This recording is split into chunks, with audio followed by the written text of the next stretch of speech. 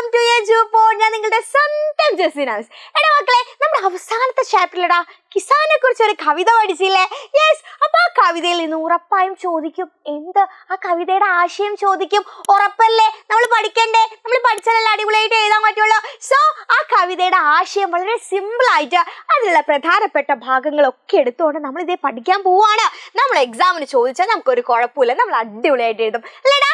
Yes. ആ ഒരു confidence ആണ് കേട്ടോ ആദ്യം നിങ്ങൾക്ക് വേണ്ടത്. അത് കഴിഞ്ഞാൽ ബാക്കിയുള്ളതൊക്കെ തന്നെ ഇങ്ങോട്ട് പോന്നോളും. ഓക്കെ, അപ്പൊ നോക്കിക്കേടാ. യെസ്. അപ്പൊ നിങ്ങൾ എന്ത് ചെയ്യണം? നമ്മുടെ ഏത് കവിതയുടെ ആശയമാണോ എഴുതാൻ പറഞ്ഞത് ആ കവിതയുടെ പേരും കവിത എഴുതിയ ആളുടെ പേരും മെൻഷൻ ചെയ്തുകൊണ്ടായിരിക്കണം നിങ്ങൾ കവിതയുടെ ആ ഒരു മർമ്മഭാഗത്തേക്ക് നിങ്ങൾ പോകേണ്ടത്. ഓക്കെ, അപ്പൊ നോക്കിക്കേടാ. യേ ധർത്തി ഹേ ഉസ് കിസാൻ കി കവി കേദാർനാഥ് അഗ്രവാൾ ജി കി കവിത ഹേ. അപ്പൊ കേദാർനാഥ് അഗ്രവാൾ ജിയുടെ കവിതയാണ് എന്താ? യേ ധർത്തി ഹേ ഉസ് കിസാൻ കി. പിന്നെ നോക്കിക്കേടാ. കിസാൻ ബൈലോं के कंधों पर हल रखकर मिट्टी को जोता है. അപ്പൊ എന്ത് പറയുന്നുണ്ട്? യെസ്, കാളകളുടെ തോളിൽ എന്ത് ചെയ്യുന്നുണ്ട്? യെസ്, ആ ഒരു മുഖം എന്ത് ഏറ്റിക്കൊണ്ട് എന്ത് ചെയ്യുന്നു? മണ്ണൊക്കെ എന്ത് ചെയ്യുന്നുണ്ട്? ഉഴുത് മറിക്കുന്നുണ്ട്. എന്നിട്ടോ വഹ് mitti may ഖാദ് മിലാതാ hey or beige ബോത്താ ഹേ. എന്ത് ചെയ്യുന്നു? ആ മണ്ണിൽ എന്ത് ചെയ്യുന്നു? വളമിടുന്നു, വിത്ത് വിതയ്ക്കുന്നു.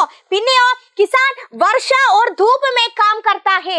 കർഷകൻ വർഷ മഴയായിക്കോട്ടെ ധൂപ് വെയിലായിക്കോട്ടെ കാം കർത്താ ഹേ ജോലി ചെയ്യുന്നുണ്ട്.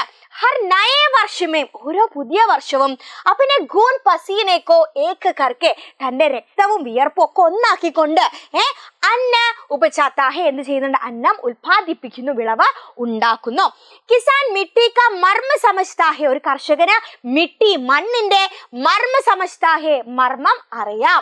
വഹ് ധർത്തി കെ സാത്ത് ജീത്താഹെ. അവരെന്ത് ചെയ്യാണ്? ധർത്തി മണ്ണിന്റെ ഭൂമിയുടെ കൂടെയാണ് അവർ ജീവിക്കുന്നത്.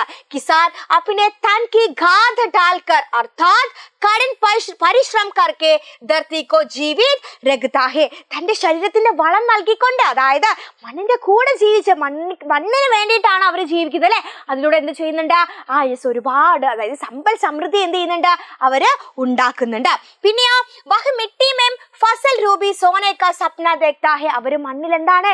സ്വർണം വിളയുന്ന സ്വപ്നം, അതായത് അത്രയുമല്ല എന്താ നല്ല സ്വർണ്ണ നിറമുള്ള ഫസൽ വിളവ് ഉണ്ടാവുന്നത്. അതായത് സ്വർണം എന്ന് ഉദ്ദേശിക്കുന്നത് എന്താണ്?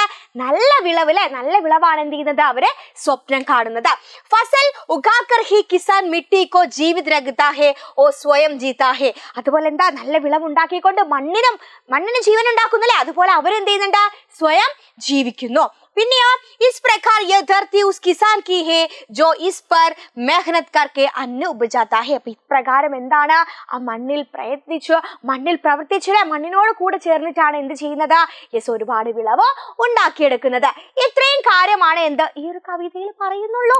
സെറ്റല്ലേ? സെറ്റല്ലേ? സെറ്റല്ലേ? യെസ്. അപ്പൊ ഇതങ്ങ് പഠിച്ചോ, സെറ്റ് ആക്കിക്കോ, ഇത്രയുള്ളൂ. Okay, yes. അപ്പൊ ഇത് പഠിക്കണ മക്കളെ ഈ ഒരു ചാപ്റ്ററിൽ നിന്ന് ഈ ഒരു ആശയം ചോദിക്കാൻ ഒരുപാട് ചാൻസ് ഉണ്ട്. ഓക്കെ.